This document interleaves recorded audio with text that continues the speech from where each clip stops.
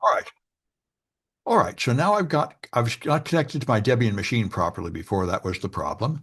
So now I've launched this thing here with the command that runs it in Docker on my Linux machine and starts listening on port 8000. And now you can connect to it here at an IP address on your local machine. And the login is mobsf. And now you can analyze Android security in a nice graphical environment. So if I upload a image like, say, that Genie app, you just drag and drop it like you would at VirusTotal or anything else. And here it is checking, um, taking apart the app and running it through a whole series of tests. And it doesn't take too long.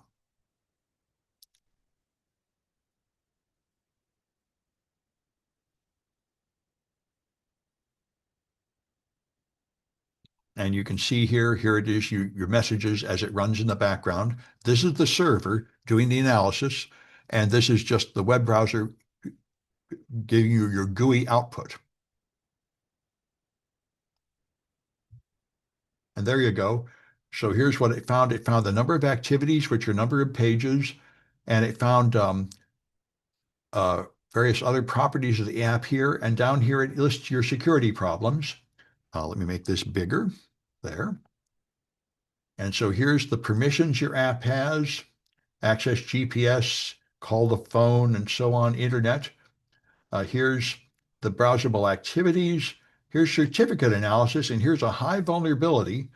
It's signed with an old signature scheme because it's an old app subject to something called the Janus vulnerability. And you go down here. Here's another high. It can be installed on really old versions of Android, which makes it vulnerable if you use it on an old phone. Here's an activity vulnerable to something called a Strandhog task hijacking vulnerability, and so on. So this is really quite helpful.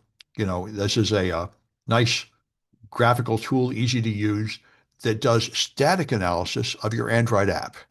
Now, static analysis analyzes the code when it's not running for dangerous patterns of code, and you also need to do dynamic analysis if you want to do a thorough analysis of an app, and that is possible with the same product, MobSF. But to do that, you really have to install it right on your Mac locally. And you also have to run the Genymotion emulator. And so I was trying to set that up and getting it going. I'm not so sure it was working so well. I had so many things running, it got a little out of control. But it looks the same. You run Docker on your Mac locally. You run the Docker image to be the analyzer, and then you can run a dynamic analyzer, and then it will actually install it on the phone and then run through all the pages on the phone, analyzing the traffic automatically, finding things like TLS misconfigurations.